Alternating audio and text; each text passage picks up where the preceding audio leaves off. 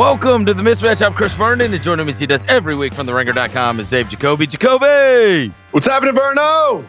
We got a series! Yeah, we do. 2-1 Pacers. All you wanted was 6 games. That's all you asked for, Verno. And we got that. No matter what, hell or high water, we are going to see a Game 6 in Indiana by virtue of the Indiana Pacers winning last night's Game 3, 116-107. We have now had 24 hours to digest what has taken place in this series. In fact, we got a long time between all of these games. At least there is a game on Friday night, but I was listening to Rick Carlisle's media availability today, and he was saying, this feels a lot longer than 3 games. And I think you and I would both agree with that. Like, there's only, he's like, it feels a lot longer, but there's only 3 games that have taken place. And if this thing plays out, he said, there's 18 days allotted for this. He goes, now, take into consideration, our last series was 13 days.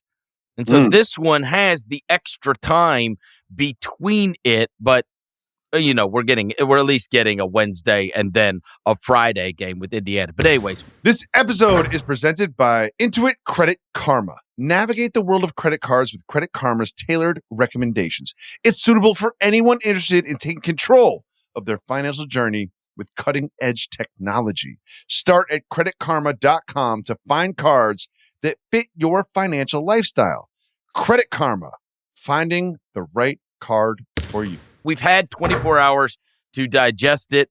What were you left thinking about the most from Game 3? I rewatched again this morning, and I really keyed in on, again, something Rick Carlisle said after Game 2. And he said it so complimentary. He's like, well, SJ has 34 getting on the plane going back to Indiana. I thought to myself, that's interesting, you know, because he's had 10 straight games at that point of 30 points or more. Right. And when I rewatched, I really watched how the Pacers defended him. And man, it was a masterclass.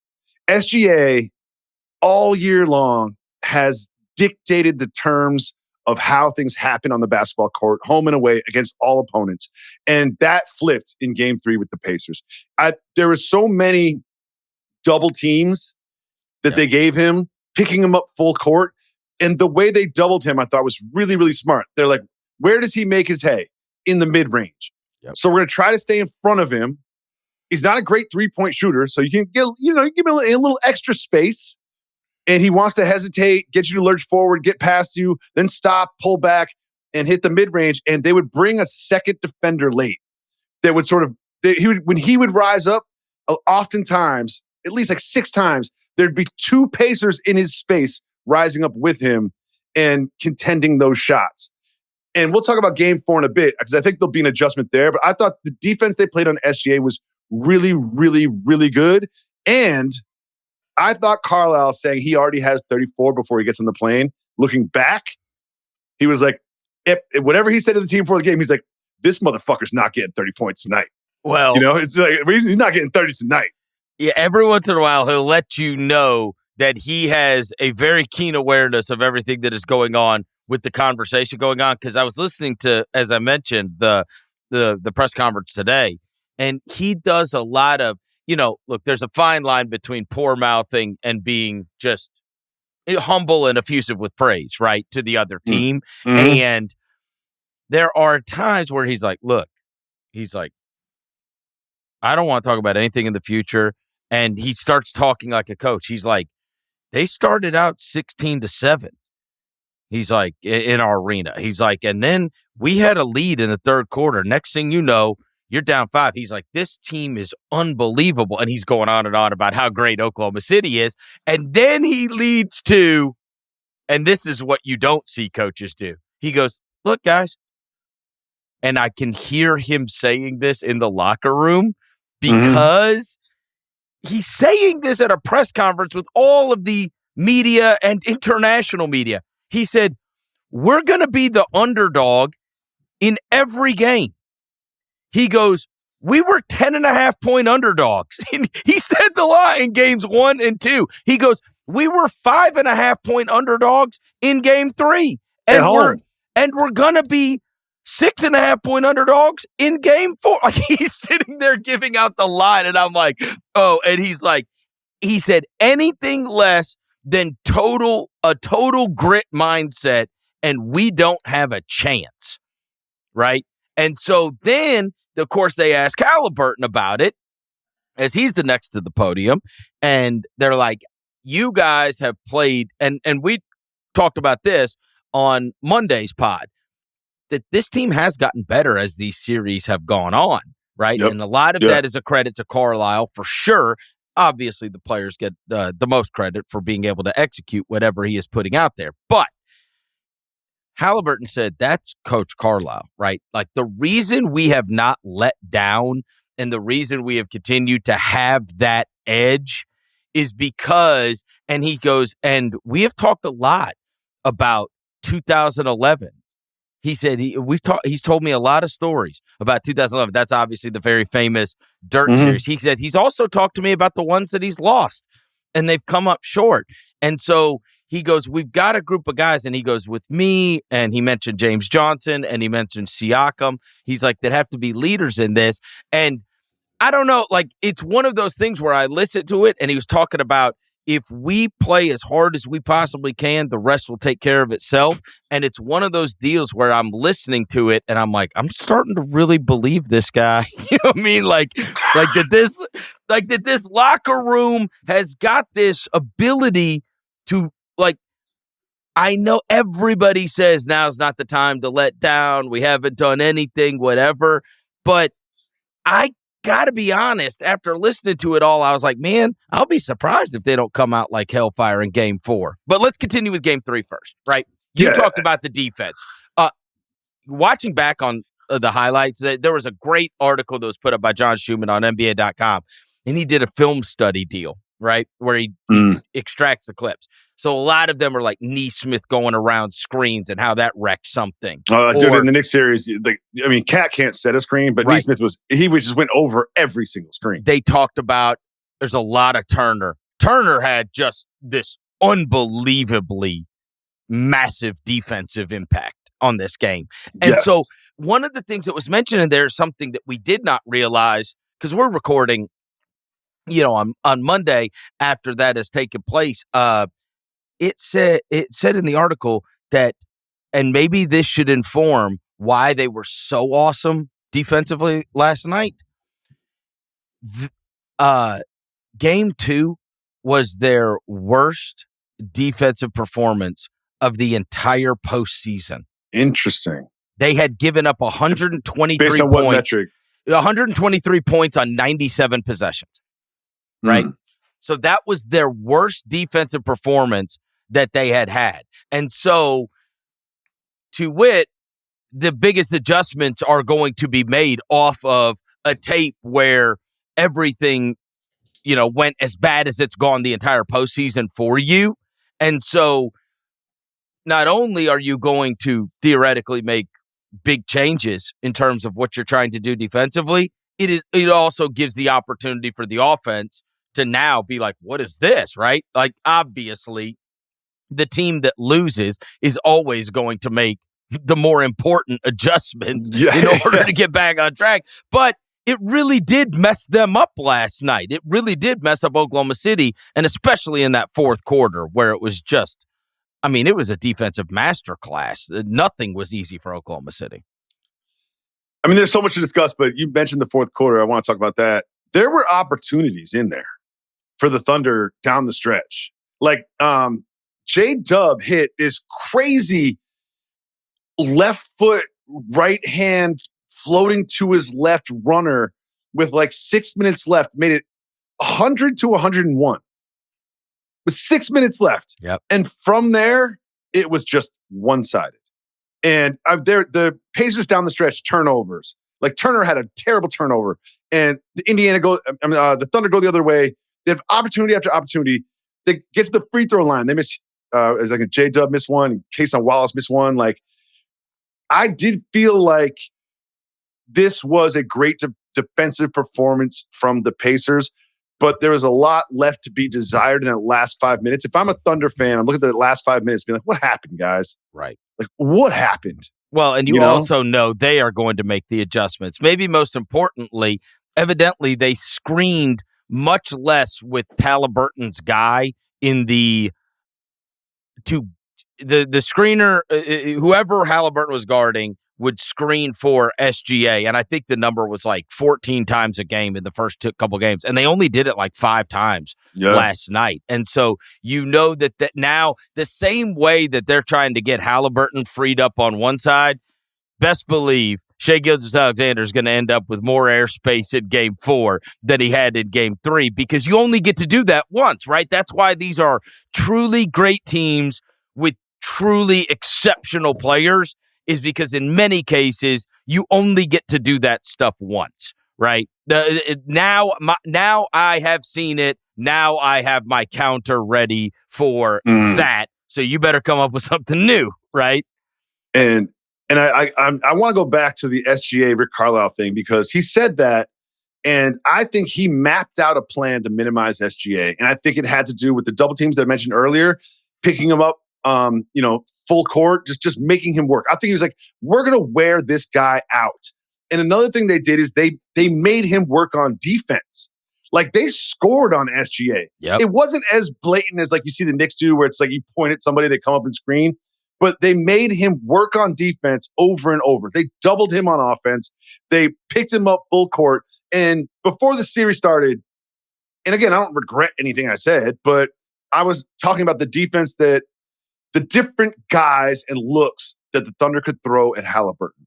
You know, Caruso, right, Dort, and Wallace, and like these top tier defenders that they could throw at Halliburton. But what I saw in Game 3 was the flip side of that. Like, Ben Shepherd's coming in and working his ass off in front of him. Neesmith is in front of him. Even Halliburton is D'ing up in front of him. Nembhard is all over him. And Pascal Siakam switched on him in the fourth quarter. He did a little like pump fake at the 3-point line, didn't bite for it. He did his little like jerky hezzy, go back, go forward again thing. And Siakam played it well. And then he did what he always does. He rises up from the mid-range, and Siakam was just contesting that thing. Like, he didn't block it, right? But it was like almost when the two of them rose up, I was sure the ball was not going in. And I think that Carlisle did a great job of coaching against the MVP of the league and making every single second that he was on the floor difficult for him. And he got fouled in the fourth quarter, and he was lying on his back, and he wasn't hurt, but he didn't want to get up. You know what I mean? He's just lying there on his back. He's like, guys, give me a second. It's interesting you bring up the pressure thing, because there was a stat in the film study deal saying that the Pacers in the playoffs, so it's one thing to have that as a game plan. It's another thing for your guys to be intensely comfortable at doing that. There's not a lot of teams that have guys that are comfortable guarding 94 feet from the basket, right? And so you have to have the personnel. But it said the Pacers have applied pressure on the ball more than they were number one in the entire postseason at doing that. And as you can imagine, it's in an effort to speed this all up, right? We're trying to speed it up both ways. But that they apply pressure. I think second was the only team that was even close was Orlando, which stands to reason. They were a great defensive team too, right? But you want to make them slower to get into their offense. And then on the flip side, you see that speed that Indiana comes with, and you will. I do think that when you were talking about how he didn't want to get up at the end of the game, there is a still shot that I don't know if you saw where it's late in the game, and Caruso and SJ, like, there's 4 of them with their hands on their knees. Oh, Chet did the same thing. Chet got fouled to end up on his back, and he didn't want to get up either. Like, they were they were worn out, bro. They were worn out. And that's the thing, is that like I said, after that J-Dub, amazing. It was 100 to 101. And from there, it's a very lopsided game. A lot of that, I think, had to do with fatigue. It's just hard to play the Pacers' pace for 42 minutes. And those last 6 minutes, you're not going to look the same. Now, I will say, it did make me think a lot differently about the way this thing could play out for one reason. So you and I both kind of felt the same way about game 2, right? Thought Oklahoma City played very well. Thought that was a very bad representation of Indiana in game 2. And so they're going to get Game Bridge. They're going to get the fans. They're going to get everything. We weren't surprised at what took place in game 3. Now, 4 is where this is going to turn. This game is going to turn the tide of the series either way, right? Because obviously Indiana has the opportunity to just be able to win home games to win the series. But the reason last night felt different to me is because I've been on here saying I have been treating the Pacers like the underdog they are and saying, well, then there needs to be kind of some extenuating circumstances here, right? You can't be losing the 3-point line. And they won it by 7 in game 1, 7 3-pointers, which is 21 points, and only won the game by 1 on a great shot by Halliburton at the very end, where they stole the game. And then they played them even from the 3-point line in game 2. And I'm like, that's got to be a big win for the Pacers. And then it wasn't last night. And I said the same thing about the free throw line. Oklahoma City is a team that always loses free throw disparity. That can't be a win for Oklahoma City. And then that didn't matter last night. It's like, okay, so this is just heads up. Like, you know what I mean? Like, this isn't one team has to have these out-of-body experiences in order to beat the other team, because I'm looking through you're looking through the stats and it's like, okay, this wasn't that far off from being kind of heads up. The fact that they played them that close, I thought you were going to be able to look at turnovers and the 3-point line, and I tell you who won the game. Right? Nope. No. I mean, the 3-point line last night was 10 for 22 from Oklahoma City, which then it's a good percentage, but 22. That's like 1990 something. What are we doing? Right. Yeah. And then 9 for 27 for the Pacers. It was just like, it wasn't even a factor, really. And dude, the Celtics take more than that if you combine the teams. No, combine them. Yeah. They took 60-something threes in a game. And I think one thing that we said, and I'm not I don't pat my own back when I make correct predictions because I'm wrong like 90% of the time. But one of the things that you mentioned on the last show, and it's worth mentioning again, it is such a trope, but sometimes tropes and cliches are there for a reason, that role players play better at home. And what happened in game 2? Aaron Wiggins and Alex Caruso just shot the lights out. Of course. And then what happened in game 3? TJ McConnell's the best player on the floor in the second quarter. And he's just lightning in a bottle. And Ben Mathurin has the game of his life. Right. And I think it is. He was unbelievable. He was literally unbelievable. You know who I mentioned? I said, one of my buddies, do you remember a couple of years? I think it was the bubble year. You remember the Lonnie Walker game? Oh, and it was like, Lonnie Walker. I mean, obviously, Mathurin has had more success than Lonnie Walker. That being said, it's one of those nights where it's like, bro, who led them in? Like, who was the guy? Right? Like, a team with LeBron and AD had Lonnie Walker go off. Okay. Did you see the clip of Bill? Oh, where he predicted it? He predicted it. Said that he's going to score 27 points in 22 minutes, and then he did exactly that. Like, sometimes he pisses me off so much because I'm so frustrated by how good he is. You know what I mean? And I'm not talking about Ben Mathurin. You're talking about Bill. He had it. I'm so mad at that guy sometimes. Sometimes he has creative ideas where I'm just like, fuck that guy. It was, I'm so mad they're so good. And look, then the other thing is that now the turnover thing has helped. They have not given points up off of turnovers to Oklahoma City like everybody else gets murdered doing. They have done, even in game 2, the game they got throttled, I think they gave up 4 fast break points in the game. And it has been for a month. Every time we're watching Oklahoma City, you texting me pick six. I haven't gotten one pick 6 text the entire. There's a Halliburton pick 6. I got Halliburton pick 6, right? Yeah. But last night, Oklahoma City was the one with it was Shea had 6. They had 13 live ball turnovers last night. Oklahoma City did. That is the exact reverse of what has taken place this entire time. They're not the ones that get turned over like that. they're the ones that do it to you. And that was unbelievable. In fact, 13 live ball turnovers, that was the second most. That's the most they've had in the postseason. Because Oklahoma City, that's not their brand. They don't do that. It's the second most they've had in 101 games they have played this year. So nobody does. Like, that is a rarity for them to. I mean, it was just a block and steal barrage by Indiana last night. I think it's so easy to watch the game and be like, well, TJ McConnell and Ben Mathurin, like, they scored this, they did this. But really, I thought it was the Pacers' defense looked night and day different from game 2 and game 3. Absolutely night and day. To force Shea to have 6 turnovers and to force him, I went and looked at I like having like a day to digest it. Yep. I went and looked at his like shot chart. The first quarter, he's 2 for 6, and both those shots are at the rim that he made. The second quarter, he's 3 for 5. Everything's close to the rim that he made. In the second half, he's 3 for 6 in the third quarter, 1 3 and 2 mid-range. And then the fourth quarter, he takes 3 shots and it's just 1 mid-range. Like, and then he has 6 turnovers. Like I think if you look at the box score, you're like, he played well. I think the same thing with Chet. You look at Chet, you're like, he played well. Chet played well in the first quarter. Mm-hmm. And he had opportunities down the stretch. He had not a wide open, but he had a pretty open 3-point opportunity at the end of the game that if it goes in, it's a completely different ball game. Same thing with Lou Dort. Lou Dort was butt naked, open for a 3, and he was shooting well on the evening and missed it.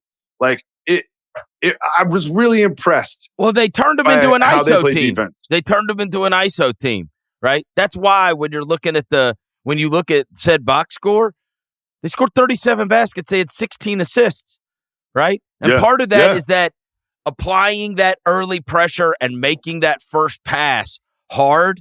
And then you saw as the game went on, it's like, all right, you take a turn, I take a turn, maybe one pass. But I mean, they took those guys out of it. And as we talked about with the role player deal, look, you had a 20 plus from Gilgeous-Alexander, Chet, and Jalen Williams.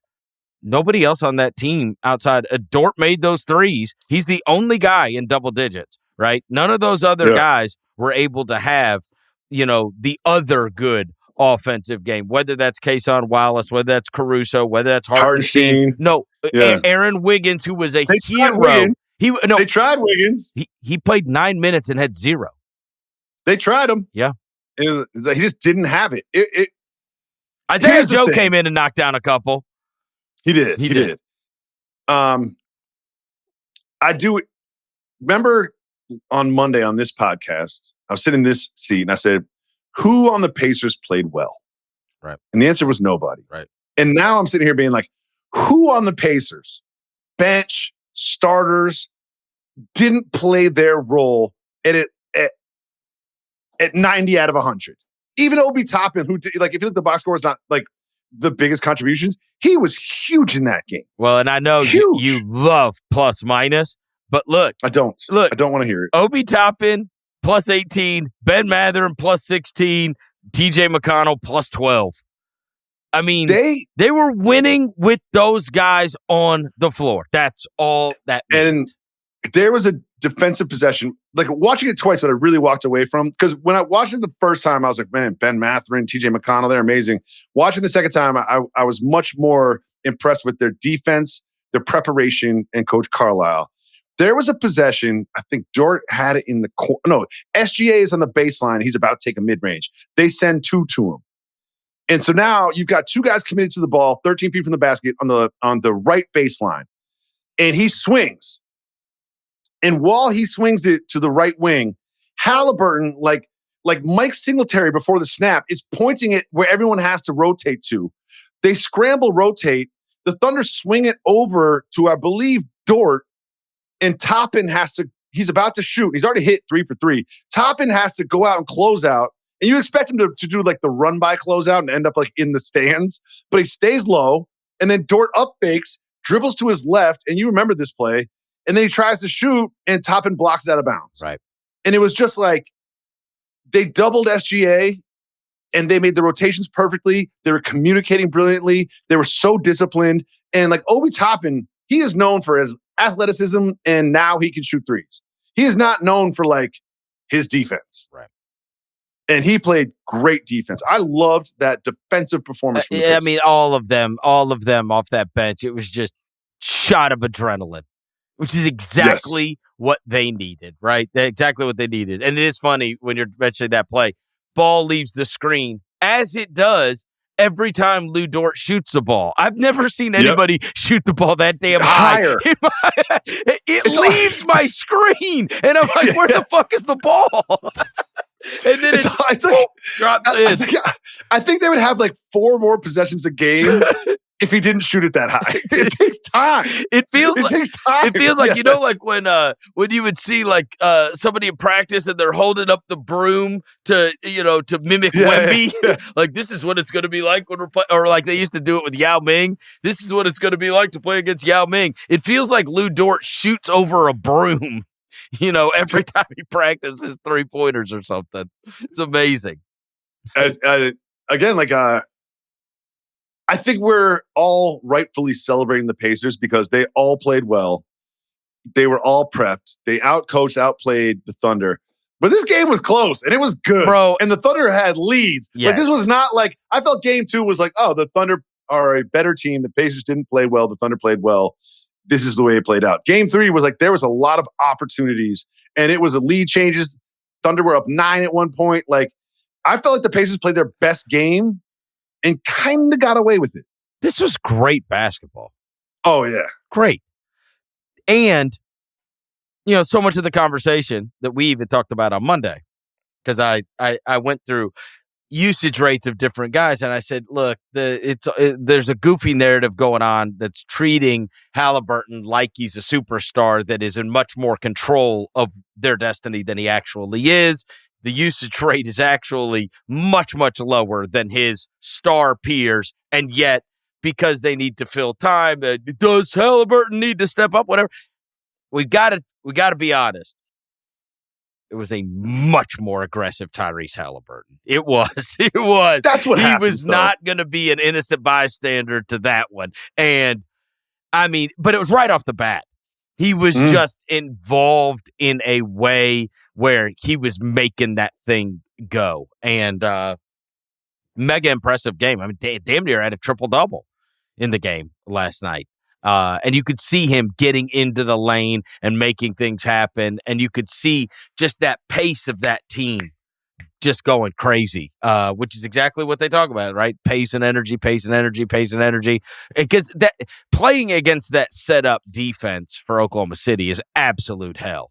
I mean, you've got to make your bones by getting the game moving up and down and trying to cross match. And I mean, one of the tenets of the Pacers is they want to set the first screen at 20 on the clock, right? You think about most teams are coming in and it's like 16 when they cross half court. Right? Really, it's 6 seconds at least before they're even like getting into whatever they're about to get into.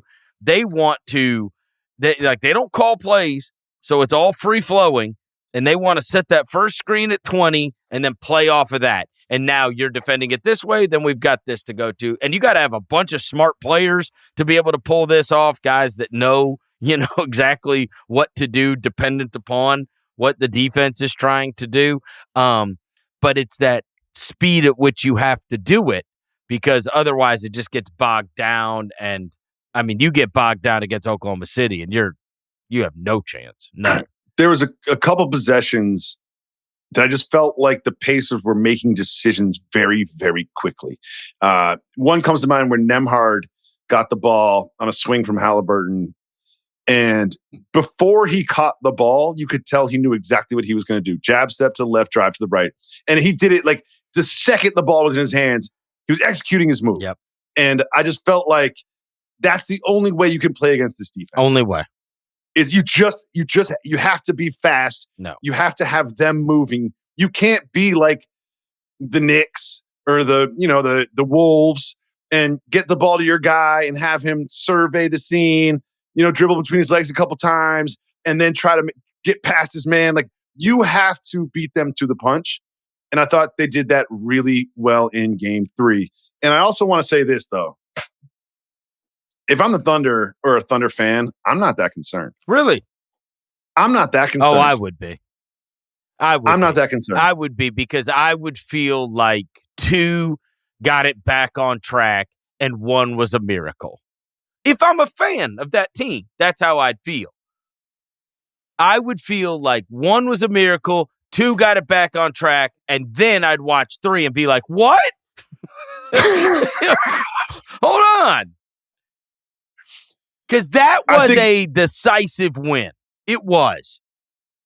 That was a decisive. Disagree. Oh, come on. I disagree. They mauled them. And the other thing I'd be worried about. Wait, no, game 3? Yes. They mauled them. Last night was a decisive win for the Pacers? They mauled them in the fourth quarter, and they've mauled them in fourth quarter so far.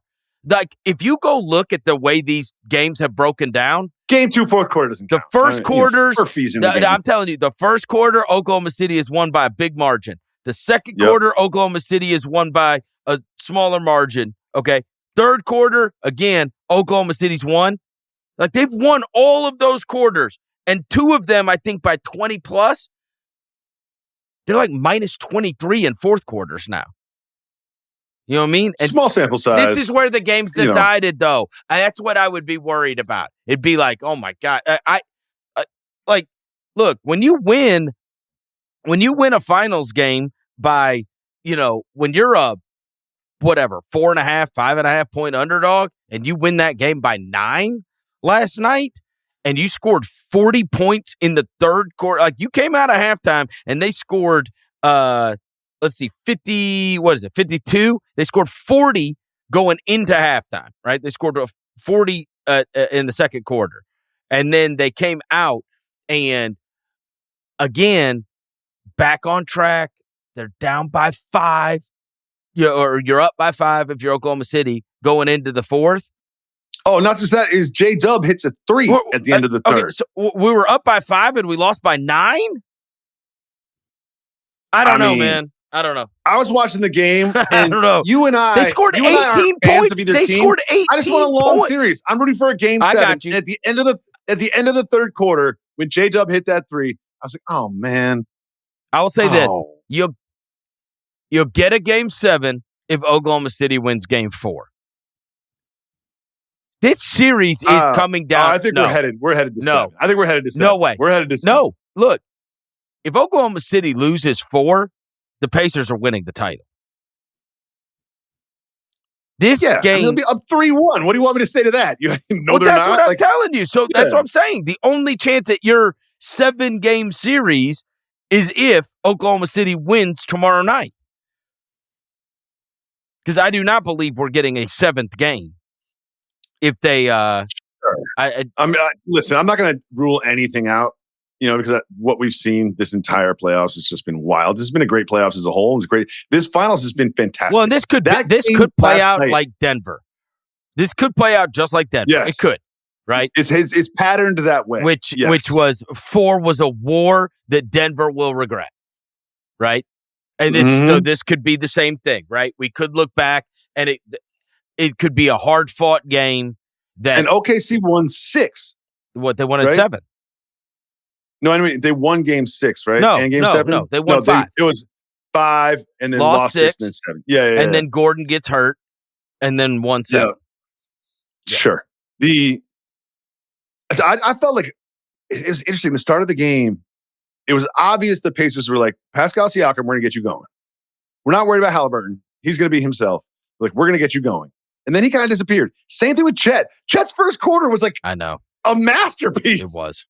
I logged his shots too. Matt, first quarter 4 for 5. Second quarter 0 for 2. Third quarter 1 for 3. Fourth quarter 1 for 4. I think you could look at the box score and be like, I thought J-Dub played well. He also got tomato chested 5 times by Miles Turner. Like, just tomato chest. Get off me. Get to the stanchion. You know what I mean? Sometimes Turner played big. Turner was the block on Chet. I mean, and the recoveries and Turner was awesome. I mean, there was a point where I was like, let's just put Toppin and Siakam in there. Like Turner's worthless. You know what I mean? He was worthless for the first three Turner quarters. was And then blitzing and showing on every screen. He was bringing a late double. He was recovering and blocking shots. He had 5 blocks in the game. And no telling how many he altered.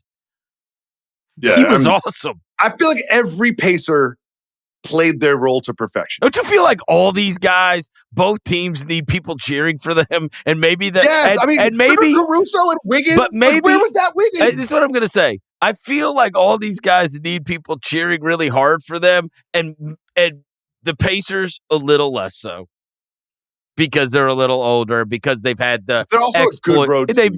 They've had their exploits on the road. But like that Oklahoma City team, I swear, how say the word. No, how different they have looked. You go back to that Denver series, and how many times did we come like, what the hell? How is it? How is the same team that we just watched dominate somebody by 40 or 50, losing by 30 or 40? Minnesota game 3. Crazy. Minnesota game 3 was insane. Who are you? I was like, I didn't even watch like the last 5 minutes. It was like a 35-point game. Who are you? Now, I will say this on the game 4 front. Look, we talked about the job they did on SGA. This is the MVP of the league. This is a guy that Carlisle went over the top praising for very good reason. Dagnall's a fantastic coach as well. I will be shocked if SGA does not have a massive game 4. I think the same way that Carlisle spent 2 days being like, how do we slow down SGA? Dagnall spending today being like, how do I unlock SGA? Yes. All right. They're probably going to play because the losing team always makes more adjustments. Yeah. It's just like human nature. Right. And I think that Carlisle will understand that based on his experience. But I think Dagnall's first priority is getting the MVP to look like the MVP. And whether that's getting him off the ball and setting screens for him or having, orchestrated plays. Well, because it's all dependent upon like this is the downside sometimes of having a guy, and I mentioned this at the very beginning of the playoffs, where Russillo had done this podcast years ago that has always stuck in my head.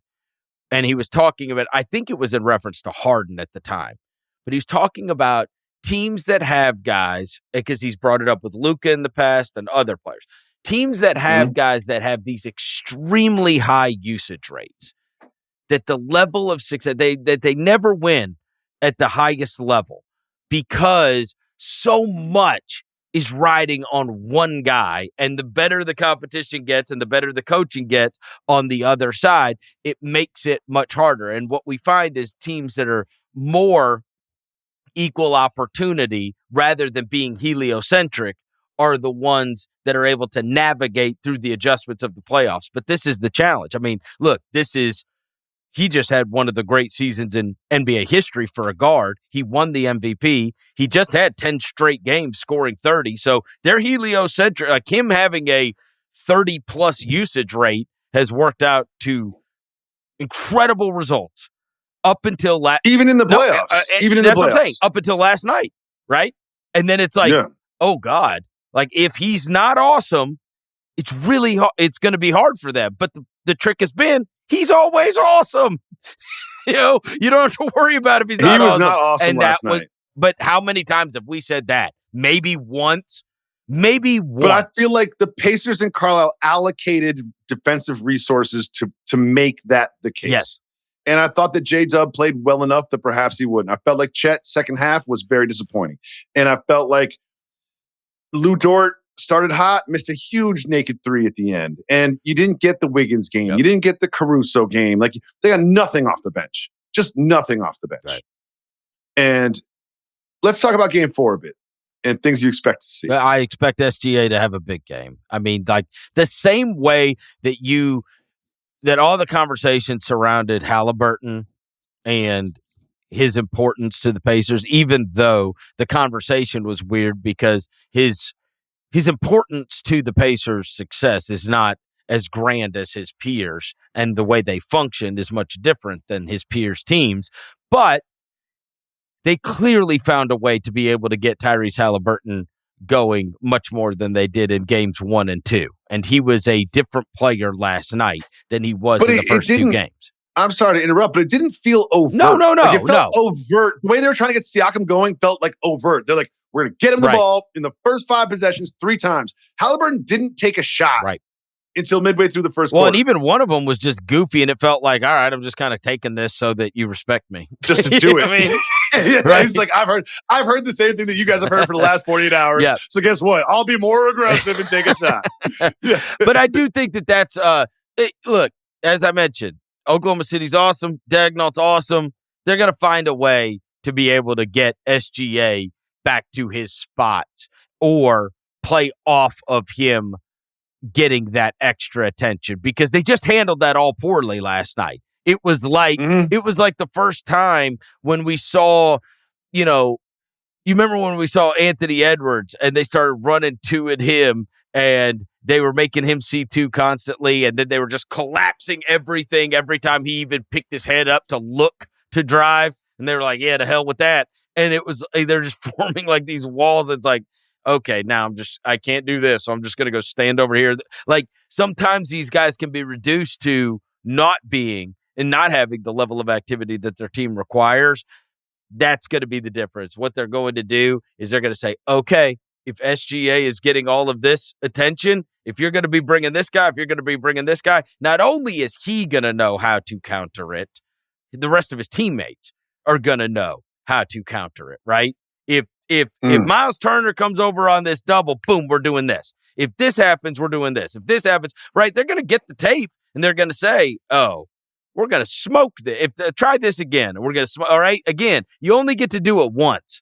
You only get to do it once with a great player. And so at this level of basketball, it's chess, it's rock, scissors, paper. Right. Carlisle does, it's like if you throw scissors twice in a row, like I'm gonna throw a rock. Right. You know what I mean? And I just feel like Carlisle is a step ahead too. Like you might even see like the zone that we saw a little bit in game 2. I don't think he's going to say this worked in game 3, so let's run it back. We're good guys. Oh no, I don't think that's happening defensively against SGA. I think he's preparing to adjust to the adjustment. Yes, and it might not be in the first half, but he's got something. He something knows up that his sleeve. Dagnall Yes. is going to make an adjustment, and I think you'll see a lot more. First of all, I think you'll see less Halliburton minutes. He was tired. Yeah. He was tired at the end of the game. I think he just played too much, and I think that you'll see. But we did. I did say this on Monday. Oh, I mean, I meant less SGA minutes. That was okay. I'm sorry. But I thought you'd see more Halliburton and Turner. But I mean, their bench was so unbelievable. It didn't have to happen. I forgot about Halliburton at one point in the game. I was like, man, these guys are cooking. I was like, Halliburton's not even in the game. But SGA was wiped. He was just washed at the end of that game. And I think he played too much. Yeah. And I think that you'll see him more off the ball. I think you'll see less of him bringing the ball up against pressure. And I think that Dagnall will just make the game, quote unquote, easier for him by making it less just all about him. Well, also, because they were on him. You could also see when they put, we have talked about like, who are you going to target? Like now there's nobody to target.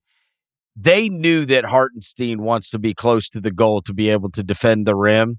And so that you could see they were finding it. Okay, this guy wants to be in drop coverage. So we're going to try to find our areas within this. And so you may have to just go back to the whole, we're going to pass off everything against this team. Because they are 5 small, but and again, that's the great chess match of this all is like, is your size an advantage or is your size used against you sometimes? And obviously if Turner's going to play that way rather than the way he played early in the series, I mean, geez Louise. Because he was, and they both, they gang rebounded. They were great.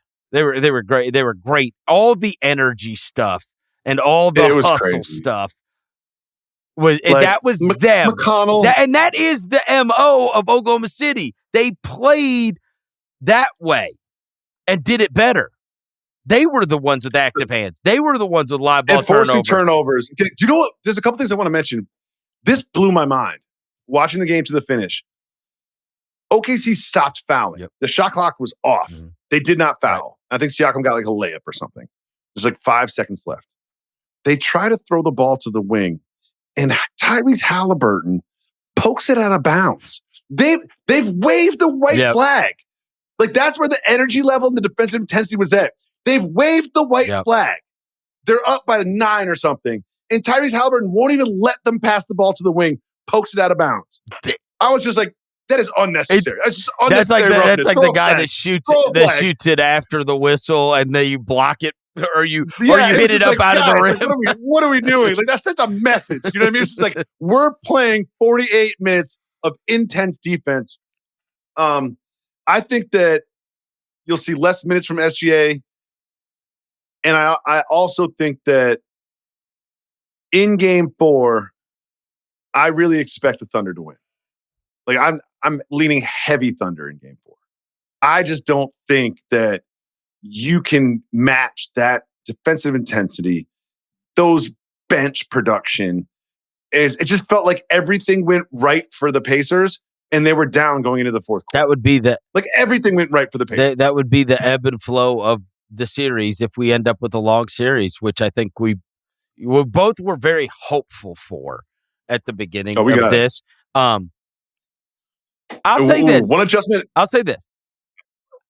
I'm unsure of what the result will be tomorrow night, but I'll bet you this. Oh, I won't bet you. I would be surprised if either of the teams runs out on the other. I think this is a war that either team will look back at the end of the series, and this will be the one that haunts them. Yep. Game 4 will be the most pivotal one that will actually, when we look back, because that's what happened in the Denver series. We look back and go, "It's if Denver would have won 4, then it's a different world, right?" Because now they would that 6 would have been a closeout game. Like, I do feel like it's insanely pivotal for either of the teams, and that we will look back and the Thunder will either say we won the series because we took care of business and responded in game 4, or we lost the series because we weren't able to, actually, you know what? They'll always think of game 1, in fairness. Like, that's what I was about to say. They're in the Knicks position where it's like, God, man, if we just had game 1. A couple adjustments I want to see. Number one great adjustment they made was they took the trophy off the floor. Remember the virtual reality trophy? That thing's gone. Great adjustment. One adjustment I want to see for game 4, and I'm an idiot at my core, so I'm going to say things like this. It bothers me that Daigneault chews gum during the game. I'm sorry. It just bothers me. It just bothers me. I can't fathom it. I remember watching Michael Jordan score 40 while chewing gum during the entire game. I can't go on a jog and chew gum. It's just like, I can't imagine chewing gum and coaching in the finals as Daigneault. I can't imagine it. That's an adjustment that I want to see, that I think they'll bring the Thunder to a win in game 4. No gum for Daigneault. Totally fair. I'm not going to disagree with you. All right. Professional basketball analysis. Can we talk about so would you be against the Knicks asking the Thunder to talk to Mark Daigneault? But I mean, in his contract, there's a no gum clause, no trade clause, and a no gum clause. I mean, we might look. They might just be waiting for the finals to end to ask for permission to talk to him. Do you know how many times I checked to make sure that this is not NBA Centel? I mean, every time I'm like, this cannot be real. It can't be real. They're making a mockery of a coaching search. It's so crazy. And then Tibbs, of course, has that heartfelt letter that he puts in all of the media in New York, which just, I can only imagine being in your shoes. It makes it infinitely worse because you're like, what? Why did we get rid of this guy? I know. The day before he got fired, I was right here in this room and I said to you, don't fire Tibbs after the best season in 25 years. And another thing about this that really bothers me is the Knicks were a clown show for quite some time. And I felt like World Wide West, who I don't really know personally. We know each other. We say hi when we see each other. And I just like him. He's a very likable guy. It's part of his whole persona. Yes. And Leon Rose, who's a former CAA agent, when they brought those guys in, there was just a shift in sort of decision making. I love the OG trade. They brought in DiVincenzo, Randall. They built this team last year that was great. They somehow made a better team this year and went further. I got to be honest with you. And it just felt like they were trending in the right direction. I have been around those guys. This did not feel like Leon and a Leon West thing to me at all. Like I wonder who it could be then. I'm totally starting to buy into that. I'm totally starting to buy into, there's this the Colin Cowherd theory that I've heard Nick Wright mention, which is I've never really thought about before. But his whole theory is that they the guy that inherited the Knicks and that was his thing, and he was always that was his toy and whatever. And then all of a sudden, you didn't really hear about him, and the Knicks started to act like a real organization, and the Knicks started to get really good and whatever. And so Cowherd's theory, which I actually think that probably the more I think about it, the more I think there's something to it. He's like, and guess what happened? He built the Sphere, and that became the thing that he cared about now. And he was away. Oh. And then the Knicks got awesome. And Timothy Chalamet and the Jenners and everybody else back in the front row. It's like, oh, let me jump back into the Knicks. And it's like, then, according to reports, he was in the player exit interviews and stuff.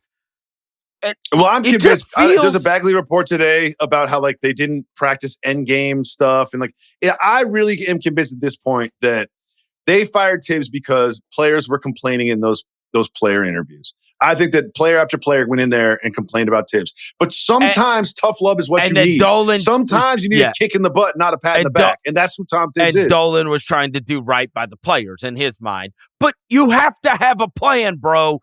Here's the deal. Jacoby, this is what I always think about. Because I have covered now, I guess at least 6 press conferences for new coaches over the years. All I think about is I don't know who the hell is going to take the podium when they do this, but the message it sends to your team, your players, and your fan base when you stand up there, you can never convince somebody that this is the guy you wanted, right? The best thing is to have confidence in your organization. We appreciate everything Tom did for the organization. We have this guy. We think this guy can help us take the next step as an organization, as a team. And it's like, bro, what pick is whoever has to walk up on that godforsaken podium going to be? Yeah, because he gets introed. He gets introed. So what does the guy say who's going to intro the new head coach? You're the 10th pick. What does he say? 10th? Oh, no chance they're going to get the 10th. I mean, another thing I want to say is they've gone full clown show with this, and I have it when I was a producer. I had a philosophy that was called "Get the Know." Right? It was I don't know. Will Charles Barkley host the show? I'm I don't know, but let's get the know. You know what I mean? Let's ask and get the know. Let's shoot for the stars. Maybe we'll end up at the moon. But you can't do it this publicly. Way in this situation publicly. You know what I mean? And you know who's not telling Shams who they can't talk to? The Knicks. Every time they call a front office, the front office says no, hangs up the phone. They laugh to each other, and they're like, all right, who's going to text Shams? Did you hear him? Who's going to do it? I don't know if you saw this clip that was going around. Did you hear? Shams went on McAfee today and said, I am told that these teams are answering the phone and not saying no. They're saying F no to these. And I'm of course. What in the... How can this be? It's insane. I mean, it's honestly you and your lovely wife, Elena, being we should have another child. And be well, Jacoby's got a baby. Let's call him up and ask if we can have that one. Honestly, it's the same thing. Dude. It's just what are you doing? No, the answer's no. No, you can't have Ime Udoka. No, you can't have him. Why? Why? Hey. Why would they think that this is going to be a yes? We'll give you a second round pick in 2027? Do you know how hard I laughed last night? And you said it was, you have to check this stuff for Sentinel. I laughed so damn hard when it came across. I honestly thought it was a joke when it said that they had reached out to Billy Donovan. And I'm like, is he better than Tibbs? I'm like, hold on. That feels like one of those, surely they'll let their coach go. What do they care? They never win shit. surely we can get Billy Donovan. And even the Bulls are like, nope, can't have our coach. Like, wait, what? We can't even get Billy Donovan? Well, it's the day before he got fired. I said to you, because I love this team. Yeah. And I was like, don't fire Tibbs, because if there was someone out there, if Spoelstra had just left the Heat and you could upgrade easily and it was just like a direct path to firing Taves than replacing him. But I said into this microphone, I was like, well, who's going to be the coach then? And the idea that this is the coaching search is a mess, but I know how it's going to end.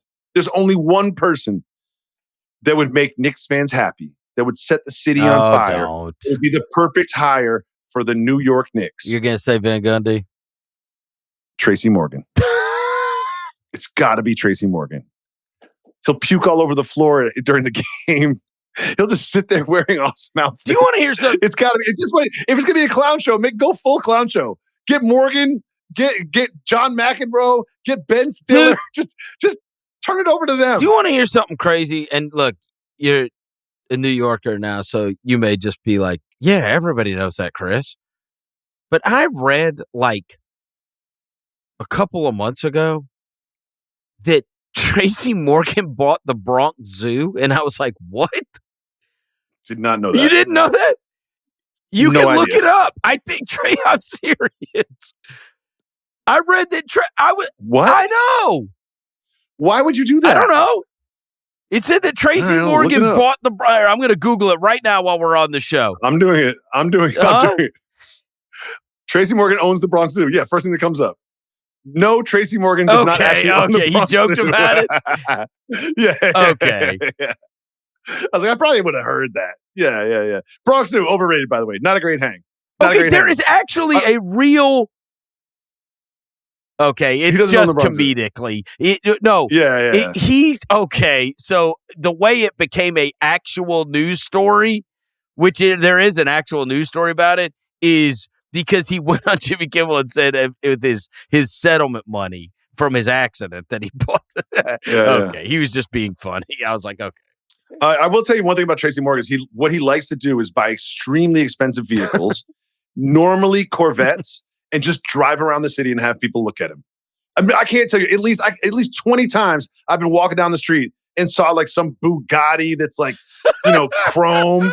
And it's just Tracy Morgan by himself driving down the street. Like, it's happened to me so many times. I think he's not going anywhere. I think he's just like, I'm going to get in this $1 million vehicle, put the top down, and just drive around and be Tracy Morgan. And God bless him. He's made an absolute fortune in between settlement money, in between the being on 30 Rock and wherever. Like, he's got a new show coming out too. It's actually plausible to me that he could have bought the thing if they were just selling it off. Oh yeah.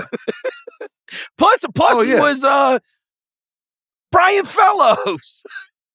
And Brian Fellows animal play. What else happened? Do you remember Pete Davidson and the guy from Weekend Update? What's his name? John Michael Che, the white guy, Colin Jost. Yeah. They bought a Staten Island ferry just for like no reason. They're both from Staten Island.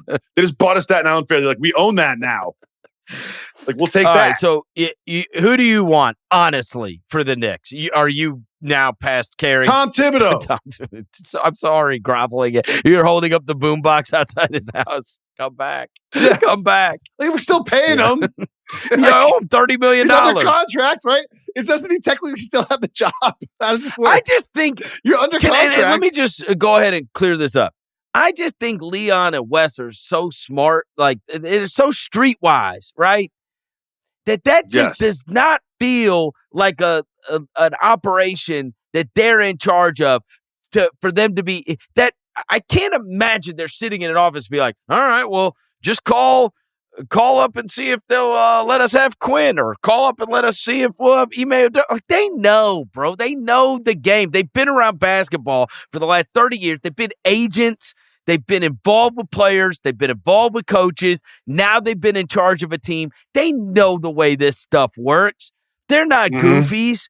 And this is the actions of goofies. This feels like the owner calling around being like, hey, can we have your coach? Can we have your coach? Or putting them up to it. Because it's just, if there's anything we've learned about them, and I have been around both of them over the years, the last thing on earth you would call Leon Rose is a goofy, right?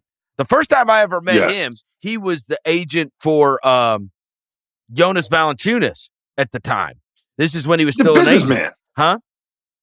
He's a businessman. Yeah, he's also the kind of guy that, like, does not, like, he's never come off as someone to be trifled with. And he's also not, like, somebody that would not understand the way the NBA works and that it's goofy to call Houston about Ime Udoka. He knows. Yes, and I also feel like this, and I don't want to get too philosophical here, but like this is like a fair criticism of New Yorkers is like even the Knicks slogan this year is like New York or nowhere, is that we just think this is the greatest place on the planet. And that if we call anybody, they'll beg and plead to get here because this is the best job with the best team and the best fans and the best city. And it is such an honor to be asked to coach the New York Knicks. We'll pay you more. You'll be in the best city in the world. And this is the best opportunity. And who would ever say no to that? And why wouldn't they? And I think that's an ignorance that New Yorkers have, that some people just don't mess with New York City. It's not for everybody. You know what I mean? This job is not for everybody. And you know who it's great for? Tom Thibodeau and his personality and his work ethic and his history. And some of the names are just like, I don't know, man. If you ask me who I want to coach, I'm just like, I don't know, man. But just end this nonsense. Malone is at least a cultural fit. But it just feels like it's like Thibodeau. Tom Tibito. It's Tom Tibito is what it is. It's Tom Tibito. That's what Malone is. It's just like a smaller version of Tom Thibodeau. It's the same guy. Tom Tibito. That's who he is. All right. Let's talk about the Durant thing very quickly, because I don't want to get into too much off-season talk, but this feels they are just everybody keeps going on the air saying something that this could happen sooner than later. Rich Kleiman and Durant are kind of going over it, and teams want to. There's this sentiment that like we're 2 weeks away from the draft, and that we may have a Durant trade before the draft, right? To settle, like because it might include draft picks in this year's draft, it might include draft picks going forward or whatever. Am I crazy that like in any other year, I would be just so all about like a Durant trade. And now, even with the teams that I see, it'd be fun to watch him on all of those teams.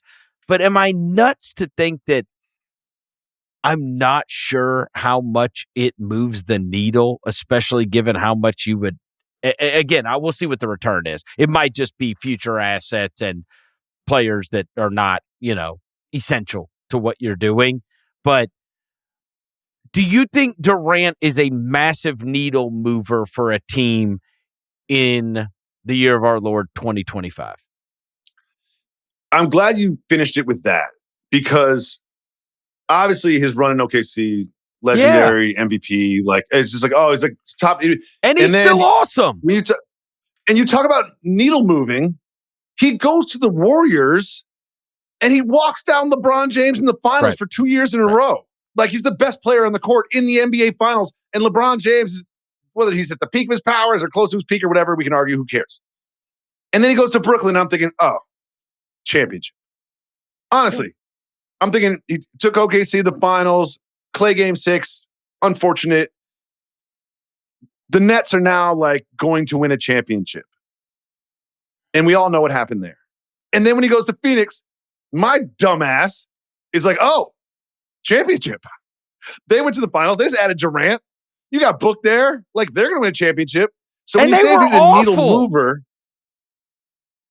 for 2 years. And with two coaches that had both won titles.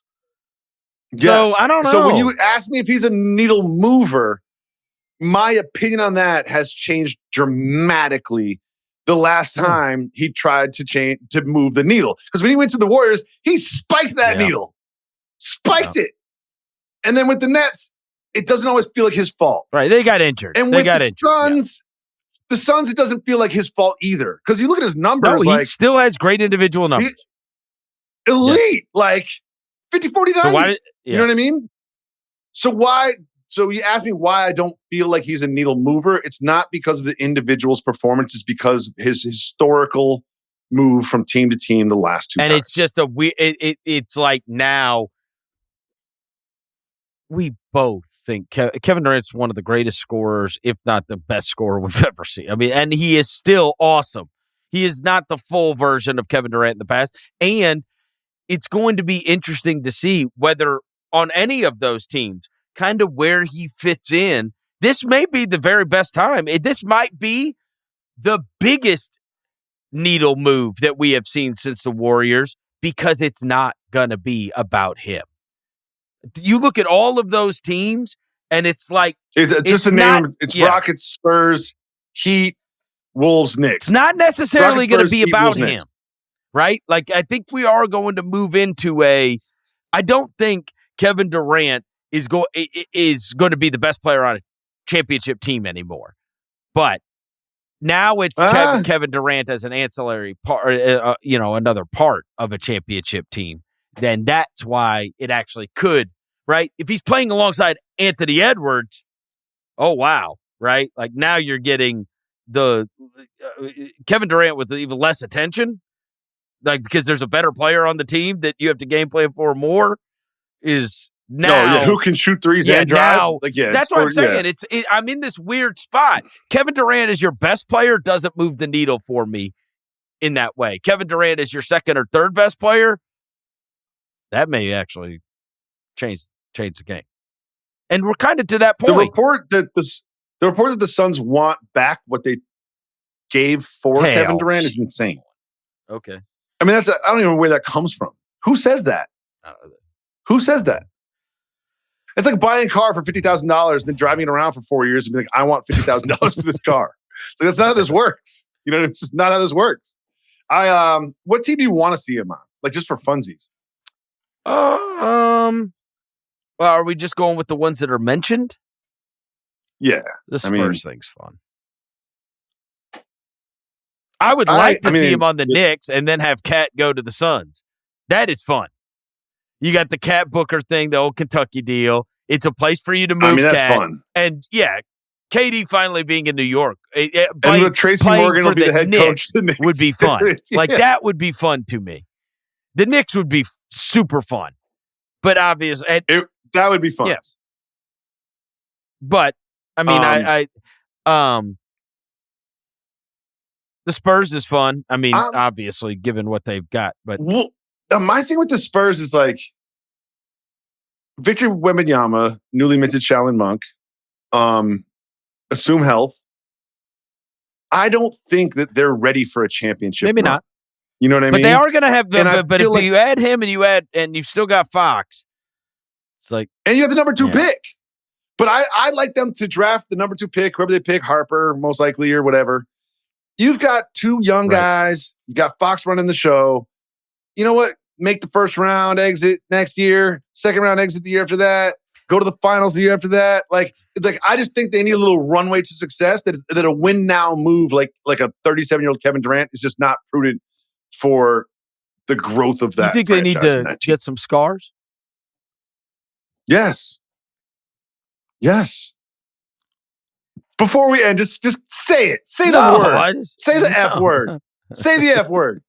Is it a little fetusy with those 18 in the fourth? And then the 18 in the fourth. It was a little fetusy. It was a little fetusy. Sorry to Jay-Z for losing $1 million on his Thunder and 5 bet. I mean, I know he's got it, but it always pisses me off when these guys make these bets. You never know. Like, you never know if he's got it. I thought Justin Bieber was loaded too, and he looks like. They say he owes Scooter Braun money. I tried to bully you into picking the Pacers in the series. Oh, yeah, this is Pacers. And I'm going to ask you again. Come on. We're doing this. Say it into the microphone. Pacers, we're doing this. 2 to go. The Pacers are going to win the Larry. 2 to go. Pacers are going to win the series. 2 to go. The Pacers are going to win. 2 to go. 2 to go. I feel good. I'm feeling great. And, of course, I'm going to feel like crap later, but. I'm still on the Thunder. I'm still on the Thunder. Well, because everybody is. I'm still on the Thunder. Everybody is. It did feel like I saw what I wanted to see. Though every tides have changed. I saw what I wanted to see. What, game 3? Yes. From the Pacers? I was just really that defensive performance to me was just It was really impressive. I'm so like buried on the friggin' doubting Oklahoma City anyway. What does it matter? I've picked everybody again. What does it matter? I'm pod committed. I'm pod committed. Yeah. In January, you committed to that. Pacers in 6. There you go. At home, in front of Mark Jackson. Oh, did you one thing I gotta mention? I just have to mention this as a New Yorker, as a Lance Stevens' greatest supporter. When they showed him and Meta World Peace having a chat going into one of the breaks, I was just like, oh my God, what are those two talking about? To be a fly on the wall on what that conversation is about, we should put mics on them in Game 4. They should, you know what? We should replace Doris and RJ and Breen with Lance Stevenson and Meta World Peace. Maybe it's like like a Peyton Manning alt cast on ESPN. ABC can be Doris and RJ and Breen, and then ESPN should be Lance Stevenson and Meta World Peace. Sure. Just giving their thoughts on the game. I would for sure watch that. I'm going to write an email. Was it jimmy.pataro@gmail.com? Is that how it works? Or ESPN.com. I never worked there. Jimmy. Is it actual ESPN addresses or are they a Disney address? No, it's ESPN addresses. When I got mine in 2000, I just wanted to give every single person I saw my email address. That was the coolest thing in the world. I just wanted to say, hey, nice to meet you. Do you want my email address? It's at ESPN.com. Do you still have it? No. They locked you out. Second they gave me the phone call. They didn't even let me in the office. They shipped my shit to my house. Are you serious? They shipped your stuff? Oh, yeah. You didn't get to go and do the sad box up my stuff moment? No, you don't even get to do that? And then they walk you out with security and then you got to hand over your key? It's much more dignified to not do that and just have your stuff shipped, to be honest. Oh, it's the worst thing ever. I've had that happen before. Box? Well, and also, you got to remember. And security, the security guard well, too, and he's oh, man, I got to stand here and watch this dude box up the stuff. worst was when you worked in radio, I mean, especially when, you would work in those ones where it was always a Friday. And I'd get there on a Friday morning and somebody's walking out with some big box. And they'd be like, yep, it's my time. It'd be like some older DJ walking out with them. It was the saddest damn thing ever. Because you're working in the way it works, there's radio clusters. So there's 6 stations in the deal. And, then the ratings come in and then the revenue comes in. And then so... And the soft jazz the old guy DJ's who's been there for 20-something years is walking out, and you're the sports radio guy who still got his job. The younger producer is now replacing him. It's always someone who's in the building. It's never we got this superstar from St. Louis. It's always no, it's the guy who was right there working with him the whole time is now taking over. Yeah, that's not fun. But I mean, I still feel like they shouldn't have shipped your stuff. I appreciated it. All right. I actually appreciate it. There was some stuff missing. I wrote an email. I was like, is there a gray pair of shoes?